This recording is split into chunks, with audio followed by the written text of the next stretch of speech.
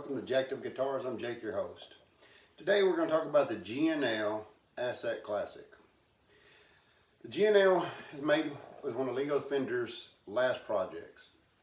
Before that, he had had Fender guitars. He had Music Man for a little bit during the 70s, and then during the early 80s, he came back out with his own guitars, which, if you notice, looks just like a Telecaster, but it doesn't sound like a Telecaster. It is a very well made guitar. I love these pickups. These are the MFD pickups, which means magnetic field design. They have a way of just getting that tone to it. I love how you can set them up quick.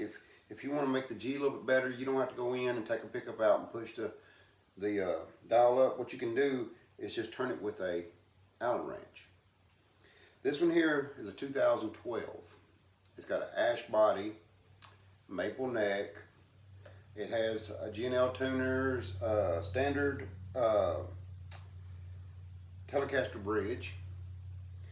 Now this one here has something that my little brother put on.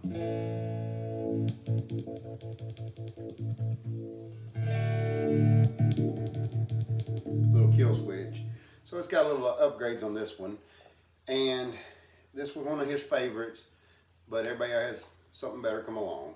So I wound up with it, and when he first got it, I was very impressed by this guitar. I'm usually not a Telecaster fan. I usually go more towards the Strats or stuff like that, and more of the Super Strats. But this one here, when I was playing a little bit of rock music, let me see if I can get something on for you. Let's see.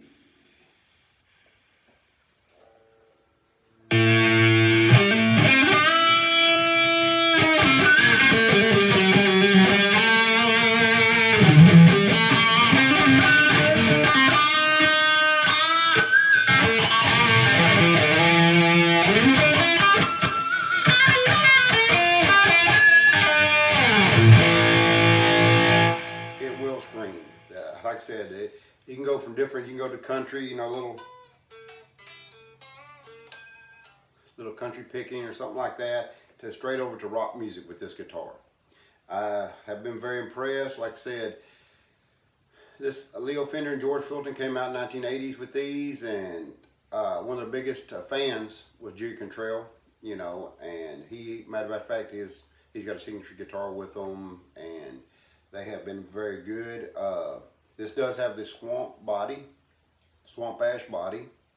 Like I said, it's got the C neck, 9.5 radius, and jumbo frets.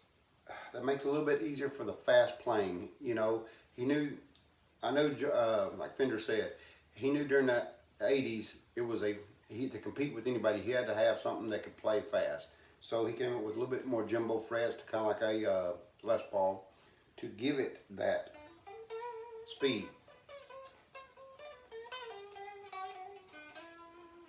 And like I said, I have been very impressed with this guitar. I hope you like this video, hope you share it, and for comments, leave them down below.